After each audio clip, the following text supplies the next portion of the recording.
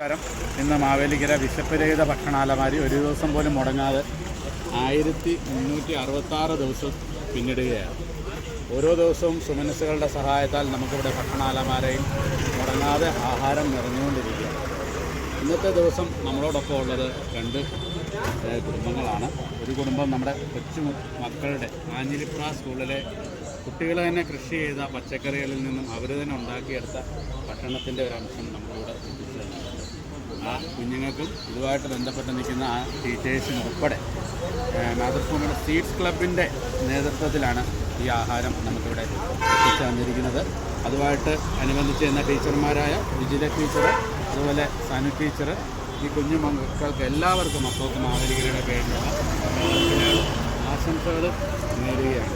അതുപോലെ തന്നെ ഇന്നത്തെ ദിവസം നമുക്ക് എല്ലാ മാസവും നമുക്കിവിടെ ആഹാരം തരുന്ന രാജഗോപാലൻ സാറിൻ്റെ സഹധർമ്മിണി കുസുമം മാഡത്തിൻ്റെ 63ാമത്തെ പിറന്നാളാണ്.